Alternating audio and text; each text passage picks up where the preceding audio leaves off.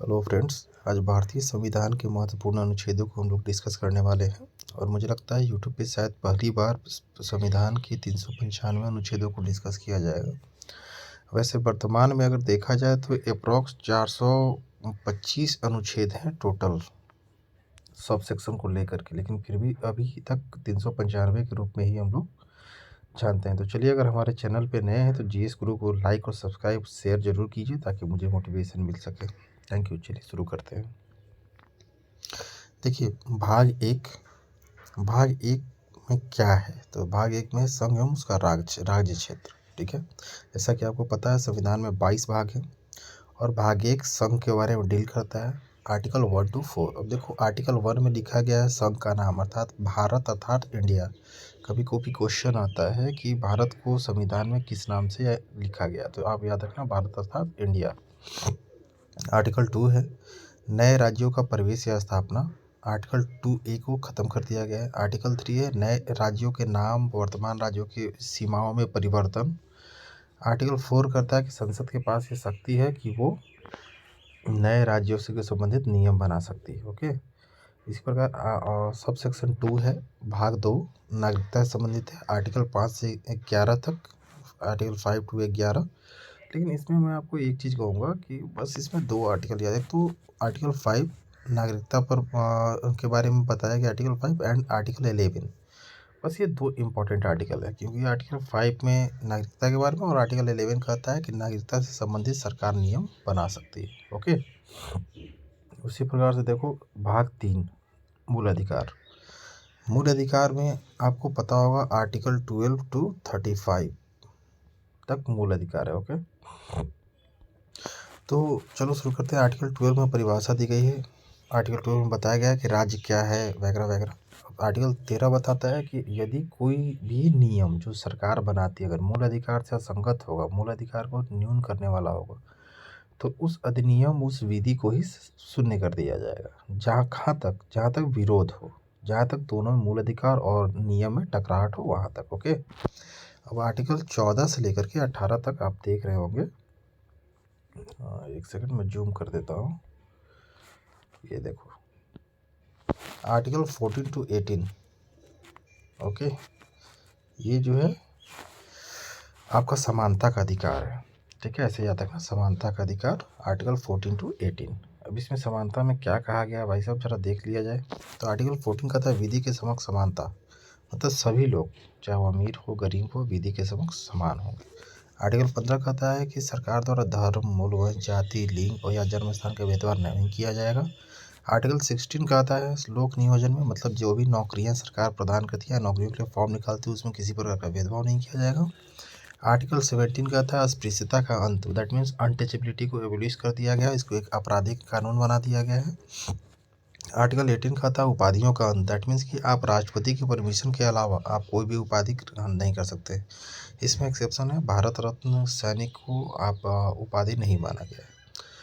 Article 19 से लेकर के 22 तक आपको स्वतंत्रता का अधिकार है। इस पर देख लो आप। आर्टिकल 19 वाक स्वतंत्रता आदि विषय कुछ अधिकारों का संरक्षण है। और आर्टिकल 19 का 6-7 सब सेक्शन होता है। इसी में आपको आती है प्रेस की स्वतंत्रता, सहकारी समिति आर्टिकल 19(1)(c) में 97th अमेंडमेंट के द्वारा जोड़ा गया है। और अभिव्यक्ति की स्वतंत्रता में प्रेस की स्वतंत्रता, और क्या बताया मैंने, सहकारी समिति बनाने का अधिकार। ओके, आर्टिकल 12 अपराधों के लिए दोष सिद्धि के संबंध में संरक्षण। आर्टिकल 21 प्राण एवं दैहिक स्वतंत्रता। अब देखो आर्टिकल 21 में 2-3 चीज़ें याद रखना, क्योंकि आर्टिकल 21 में ही आपको दिया गया विदेश जाने का अधिकार और विवाह करने का अधिकार। हालांकि ये मूल संविधान में नहीं था, लेकिन सुप्रीम कोर्ट के, आपको पता है कि सुप्रीम कोर्ट ही संविधान का निर्वाचन करती है, उसी के माध्यम से इसको ऐड कर दिया गया। आगे 21A है प्रारंभिक शिक्षा का अधिकार, 86 अमेंडमेंट के द्वारा इसको जोड़ा गया है। 22 है कुछ दशाओं में गिरफ्तारी और निरोध से संरक्षण। Okay, now article 23 and 24। ये देखो 2 आर्टिकल है शोषण से संबंधित, है ना। आर्टिकल 23, 24 ये 2 आर्टिकल है किससे संबंधित, शोषण से संबंधित। तो आर्टिकल 23 कहता है कि बलात् श्रम मानव दुर्व्यवहार, मतलब ज़बरदस्ती किसी से आप कार्य नहीं करा सकते हैं। बंधुआ मजदूरी वगैरह को अवैध घोषित कर दिया गया। उसी प्रकार से आर्टिकल 24 कहता है कि बच्चों को कारखाने में नहीं लगाया जाएगा। ओके, अब आके देखो 25 to 28, ये आपको दिया गया है धर्म की स्वतंत्रता। आर्टिकल 25 कहता है कि आपको किसी भी धर्म को मानने, उसका आचरण करने, उसके प्रचार प्रसार करने की स्वतंत्रता होगी। आर्टिकल 26 कहता है कि आप जिस भी धर्म को मानते हैं उसके मैनेजमेंट का आपको अधिकार होगा। आर्टिकल 27 कहता है किसी विशेष धर्म को कर के संदाय के बारे में स्वतंत्रता होगी, कर टैक्स नहीं देना होगा। 28 कहता है कि निश्चित किसी भी शैक्षिक संस्थान में जब धार्मिक निर्देश या पूजा पाठ में भाग लेने के लिए किसी को बाध्य नहीं किया जाएगा। ओके, आगे बढ़ो। 29 and 30 अल्पसंख्यक का अधिकार। ठीक है, तो 29 में कहा गया है कि अल्पसंख्यक के हितों का संरक्षण किया जाएगा। अब देखो 29 आर्टिकल जो है उसमें अल्पसंख्यक को परिभाषित नहीं किया, पूरे संविधान में अल्पसंख्यक को परिभाषित नहीं किया, बस 2 प्रकार के अल्पसंख्यकों की चर्चा की गई है, भाषाई और धार्मिक अल्पसंख्यक। वहीं आर्टिकल 30 कहता है कि शिक्षण संस्थानों की स्थापना, अल्पसंख्यक चाहे तो अपने लिए एक शिक्षण संस्थान की स्थापना कर सकते हैं जिसमें सरकार किसी भी प्रकार के भेदभाव नहीं करेगी सहायता देने में। देखो आर्टिकल 31 को तो खैर समाप्त कर दिया गया, आपको पता ही है, 44 अमेंडमेंट। उसी प्रकार से आप आगे बढ़ो और देखो आर्टिकल 32 तो हमारे संविधान का कोर है। समझ लो कि इसके बिना तो फंडामेंटल राइट है ही नहीं, क्योंकि आर्टिकल 2 को ही भीमराव अम्बेडकर ने आत्मा कहा था, आपको पता होगा, आत्मा। ओके, और इसमें है कि आपका अगर अधिकार आपको प्राप्त नहीं होता है, सरकार के द्वारा उसका हनन किया जाता है या अल्पीकरण किया जाता है, तो आप हाई कोर्ट या सुप्रीम कोर्ट जा सकते हैं।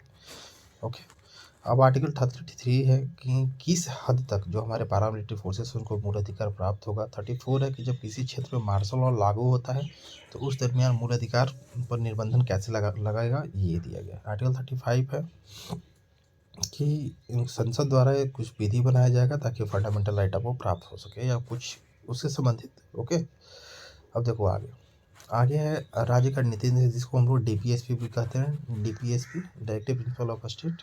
ओके, अब इसमें आर्टिकल 36 to 51 तक आपका DPSP दिया हुआ। इसका उद्देश्य क्या था? इसका उद्देश्य था एक कल्याणकारी राज्य की स्थापना करना, सामाजिक आर्थिक समानता को प्रेरित करना। ओके, 36 में फिर से राज्य की परिभाषा दी गई है। 37 को आप भूल जाइए, कुछ खास नहीं है। 38 से आपका मूल रूप से शुरू होता है। 38 कहा जाता है कि राज्य जो है लोक कल्याण की अभिवृद्धि, मतलब समाज कल्याण की बात करता है। 39 में क्या है, तो अब ऐसे याद रखो कि लोक कल्याण की बात करेगा तो उसके लिए कुछ नीति भी बनाएगा, तो 39 में कुछ नीति है। और 39A में है नालसा के तहत समान न्याय और निःशुल्क विधिक सहायता। इसे देखो, ये 42 अमेंडमेंट के द्वारा संविधान में शामिल किया गया है, मतलब निर्धनों के लिए। उसके बाद आगे देखो आर्टिकल 40 है ग्राम पंचायत की स्थापना। ये तो आपको पता हो कि गांधी का तो दर्शन ही था ग्राम पंचायत कुटीर उद्योग, और इसी के आधार पर 73-74 अमेंडमेंट को संविधान में लागू किया गया, ग्राम पंचायत को स्थापित किया गया। 73 अमेंडमेंट के पहले 64 अमेंडमेंट आ चुका था पंचायती राज के लिए, याद रखिएगा। 41 अब ग्राम पंचायत होगी तो उसमें कुछ काम करने के लिए कुछ लोगों को अधिकार भी दिया गया, कुछ लोगों में डिसेबल को दिया गया, सबको नहीं दिया गया। ओके, अब काम करने के लिए न्याय संगत मानवोचित दशा भी होनी चाहिए, आर्टिकल 42। उसी प्रकार से आप रिलेट करते चलो एक से दूसरे को, दूसरे से तीसरे को, ठीक है, तभी आपको याद होगी। 43 में आपको कर्मकारों के लिए निर्वाह में दिया, भाई काम करेंगे तो आपको कुछ मजदूरी भी मिलेगी, कुछ पैसा भी मिलेगा, ठीक है। अब उसी प्रकार से आप काम कर रहे थे, ऐसा ना हो कि जी जो मालिक है, जो प्रबंधन मैनेजमेंट कमेटी है, उसमें आपका कोई रोल ही नहीं हो, तो आपके बारे में एक अच्छा फैसला, एक अच्छा डिसीजन नहीं लिया जा सकता है। इसलिए 43A में 42 अमेंडमेंट के द्वारा मैनेजमेंट में मजदूरों को शामिल किया गया। उसी प्रकार से 43B है सॉरी गाइज, सहकारी समिति को बढ़ावा दिया गया। आपको बता चुका हूँ कि 97 अमेंडमेंट के द्वारा इसे संविधान में शामिल किया गया था। ओके, अब देखो आर्टिकल 44 है नागरिकों के लिए एक समान सिविल संहिता। आपको पता होना चाहिए कि मात्र और मात्र गोवा राज्य है जहाँ सिविल संहिता लागू है। ओके, सिविल कोड लागू है। आर्टिकल 45 बालकों के लिए निःशुल्क और अनिवार्य शिक्षा का उपबंध करता है। आर्टिकल 46 SC/ST के कल्याण की बात करता है। आर्टिकल 47 पोषाहार न्यूट्रिशन की बात करता है।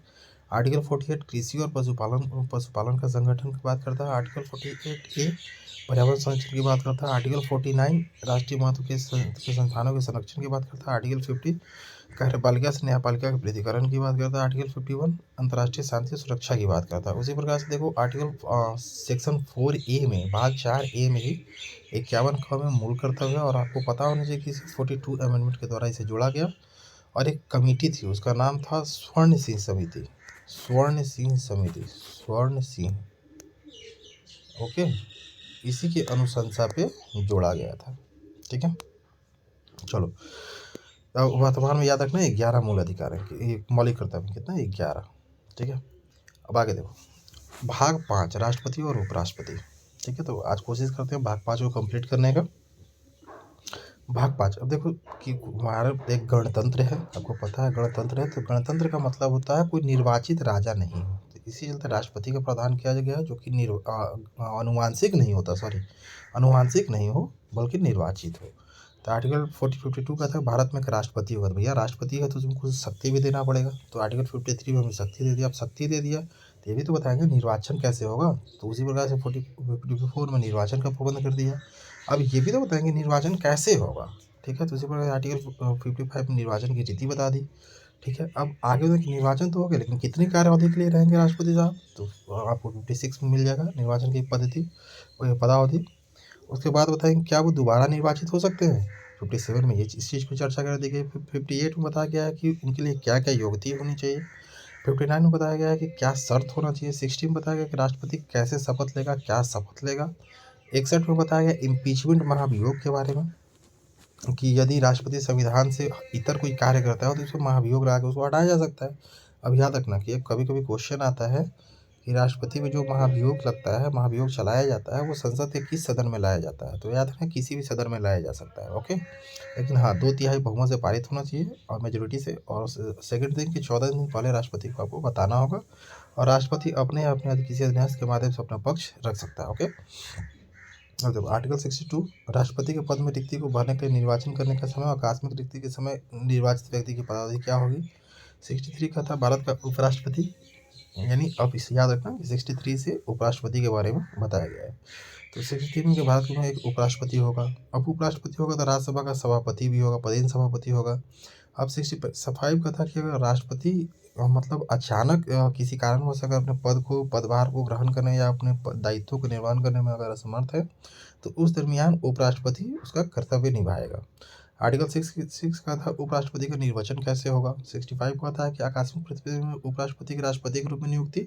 66 बोलता है उपराष्ट्रपति का निर्वाचन कैसे होगा। ओके, 67 बोलता है उपराष्ट्रपति की पदावधि क्या होगी। 68 है उपराष्ट्रपति के पद की रिक्ति को भरने के लिए निर्वाचन करने के समय और आकस्मिक रिक्ति को भरने के लिए निर्वाचित व्यक्ति की पदावधि क्या होगी। यानी आपको बताया गया है 68 में कि निर्वाचन करते समय और आकस्मिक भरते समय पदावधि क्या होगी, यानी पद के बारे में बताया गया है। 69 बताया गया है। 69 में उपराष्ट्रपति का शपथ है, भाई साहब याद रखिएगा, याद है ना। 60 में राष्ट्रपति का शपथ है, आर्टिकल 60 में राष्ट्रपति का है, और 69 में उपराष्ट्रपति का शपथ है। 70 क्या है, अन्य आकस्मिकताओं में राष्ट्रपति के कृत्यों का निर्वहन है। आर्टिकल 71 क्या है, राष्ट्रपति या उपराष्ट्रपति के निर्वाचन से संबंधित या सशक्त विषय।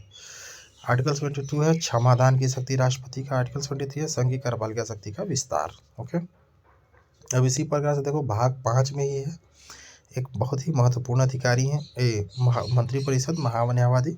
आपको पता है आर्टिकल 74 में कहा गया है कि राष्ट्रपति की सहायता के लिए एक मंत्रिपरिषद होगी। याद रखना पूरे संविधान में एक ही जगह मंत्रिमंडल शब्द का प्रयोग किया गया, वो आर्टिकल 352।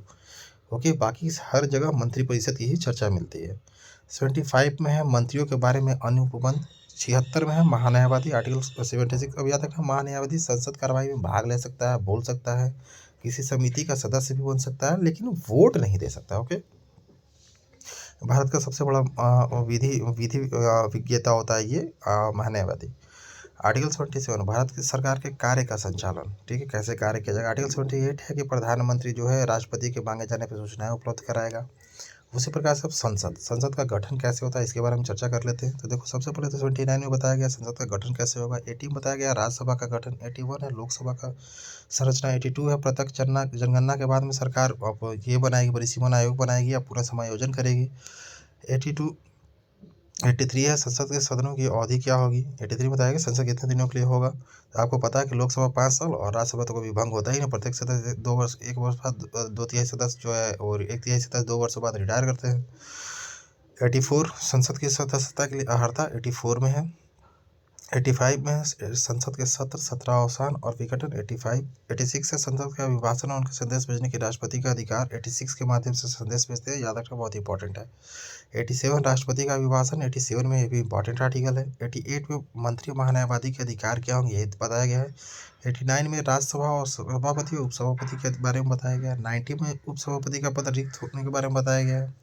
91 में बताया कि सभापति के कर्तव्य का पालन या सभापति के कार्य करने समाप्ति अन्य व्यक्तियों की शक्ति के बारे में बताया गया। फिर 92 वगैरह ऐसे ही है।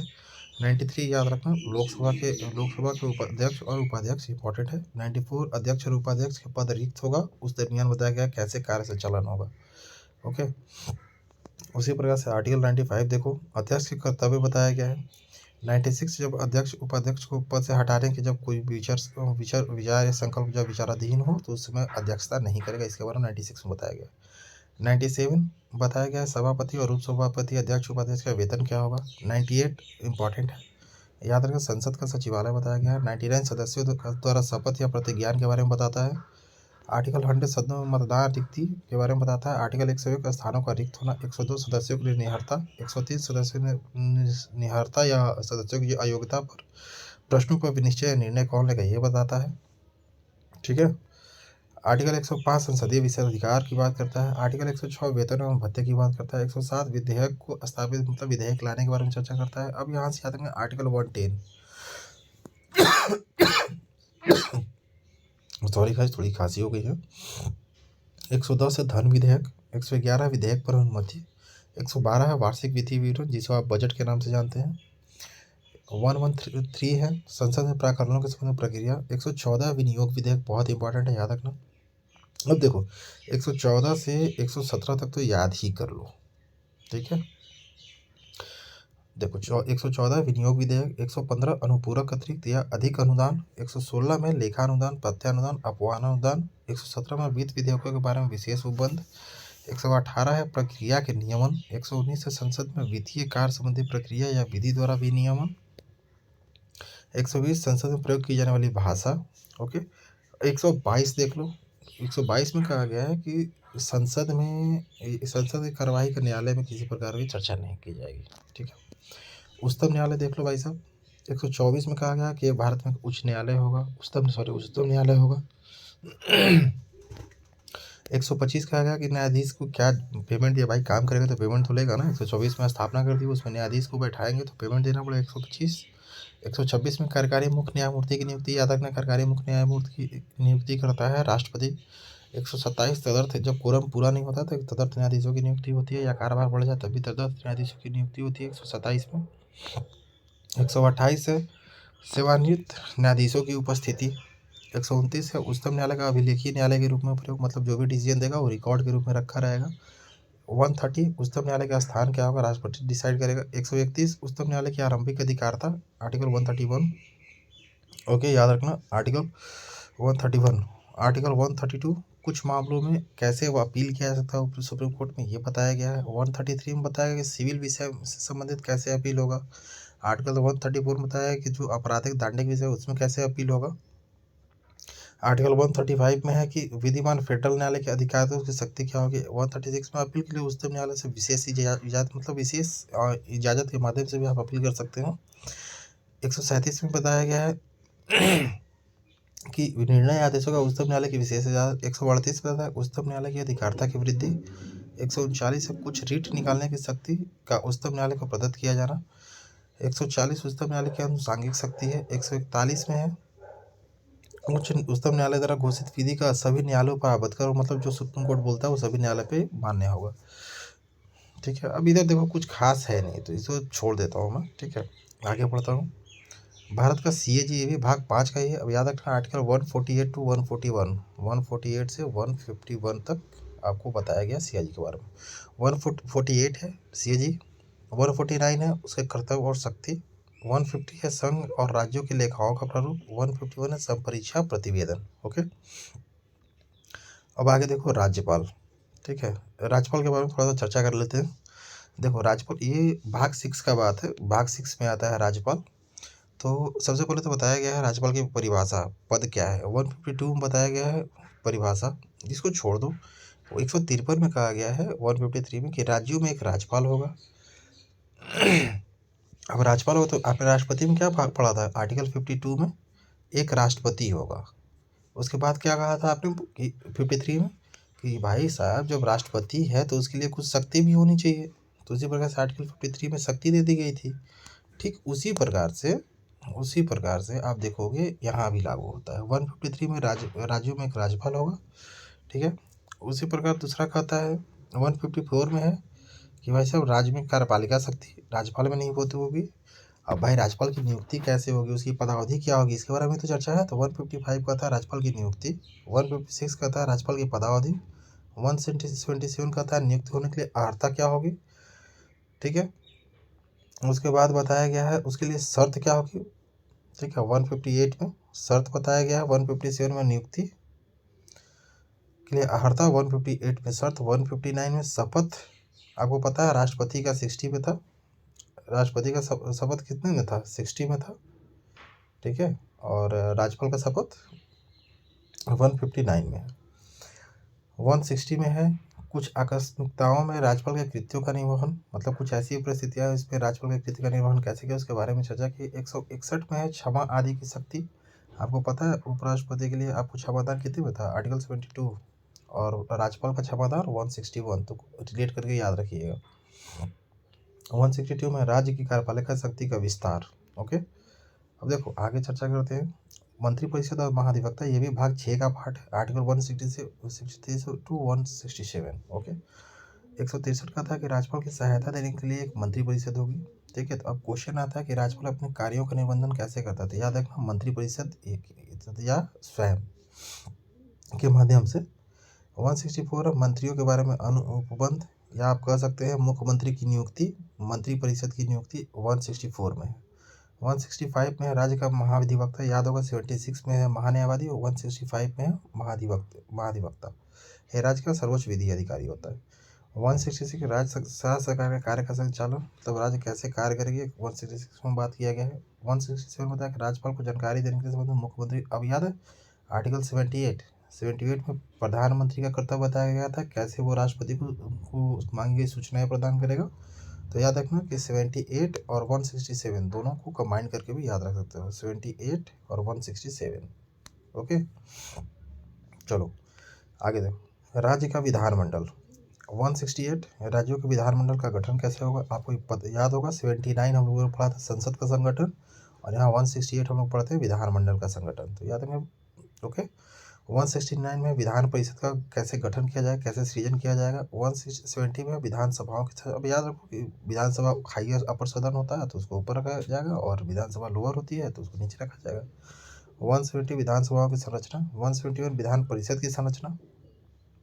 72 में विधानमंडलों की पदावधि, देखो जूम कर देता हूँ। 172 में राज्यों के विधानमंडल की क्या अवधि होगी। 173 है कि सदस्यता के लिए अर्हता क्या होनी चाहिए। 174 में बताया गया है सत्रावसान विघटन के बारे में। 174 175 में बताया गया अभिभाषण और संदेश भेजने की शक्ति किसकी, राज्यपाल की। 176 में है राज्यपाल का विशेष अभिभाषण। 177 में सदन के बारे में मंत्रियों और महाधिवक्ता का अधिकार। 178 विधानसभा के अध्यक्ष और उपाध्यक्ष। 179 अध्यक्ष और उपाध्यक्ष का पद रिक्त होना। 180 है अध्यक्ष के पद के कर्तव्यों का पालन करने, अध्यक्ष में कार्य करने की व्यक्ति की शक्ति। ओके, इसके आगे देखते हैं हम लोग 181 में जब अध्यक्ष या उपाध्यक्ष का हटाने का विचाराधीन हो संकल्प, तो उसमें अध्यक्षता नहीं करेगा। 182 है विधान परिषद के सभापति उपसभापति के बारे में बात किया गया है। 183 में कहा गया कि भाई साहब जब सभापति उपसभापति का पद रिक्त होगा, पदत्याग से हटाया जाने की विधि क्या होगी हटाने की या पद रिक्तता की। 184 सभापति के कर्तव्यों का पालन करने के लिए अन्य व्यक्ति के संबंध में उपबंध है। 185 जब सभापति उपसभापति को हटाने का कोई संकल्प विचाराधीन हो तो वह सभापति तो नहीं करेगा। 186 अध्यक्ष और उपाध्यक्ष तथा सभापति और उपसभापति के वेतन भत्ते के बारे में बात करता है। 187 विधानमंडल का सचिवालय के बारे में बात करता है। अब याद रखना 188 बहुत इंपॉर्टेंट है, सदस्यों का शपथ है, जो विधायक के नाम से आप जानते होंगे। ठीक है, तो MLA member of legislative assembly, तो उसके सदस्य या शपथ जो लेते हैं वो आप क्या लेते हैं आर्टिकल 188 के तहत, ठीक है। अभी तक देखो विशेष कुछ महत्वपूर्ण अनुच्छेद है नहीं, तो जो जब है नहीं तो टाइम क्यों किल करना है, मैं जो भी महत्वपूर्ण दूंगा मैं बता दूंगा। हाँ देखो, राज्य में धन विधेयक भी और देख लो। धन विधेयक की परिभाषा 199 में है और आर्टिकल 200 विधेयकों पर अनुमति, 201 विचारों के लिए आरक्षित विधेयक। अब याद रखना, यहाँ मैं बता देता हूँ 201 जो है ना, ये राष्ट्रपति के लिए आरक्षित किया जाता है राज्यपाल के माध्यम से। आर्टिकल 2 है ना विधेयक पर अनुमति, तो भी किसी विधेयक पे जो फेडरल या जो संघीय ढांचे को प्रभावित करने वाला होता है, तो राज्यपाल किसी विधेयक को राष्ट्रपति के विचार, राष्ट्रपति की अनुमति के लिए 201 के तहत आरक्षित कर लेता है। ओके, अब देखो वार्षिक वित्तीय विवरण 202 में है, ठीक है। विनियोग विधेयक 204 है, ठीक है। उसी प्रकार से आप देखो 205 में 202 में है वार्षिक वित्तीय विवरण, 204 में है विनियोग विधेयक। याद रखना 202, 204, 205, 206 में 202, 4, 5, 6 याद रखना आपको, ठीक है। 2005, 6, 202 में वार्षिक वित्तीय विवरण, 204 में विनियोग विधेयक, 205 में अनुपूरक अतिरिक्त या अधिक अनुदान, 206 में लेखा अनुदान, अपवाह अनुदान। ओके, अब देखो आगे कुछ खास है नहीं। चलो भाग 6 में कल हम लोग देखेंगे उच्च न्यायालय के बारे में, ठीक है। तो आज के लिए थैंक यू वेरी मच। अगर हमारे चैनल पे नए हैं तो प्लीज़ हमारे चैनल को लाइक और सब्सक्राइब जरूर कीजिए, ताकि मुझे मोटिवेशन मिलता है इससे। और मैं आपके लिए पूरी पॉलिटी का वीडियो बनाऊँगा, ऐसे नहीं सिर्फ आर्टिकल या सिर्फ भाग या अनुसूचियाँ नहीं, मैं 1 बाय 1 हर टॉपिक का वीडियो आपके लिए अपलोड करूँगा। Thank you very much.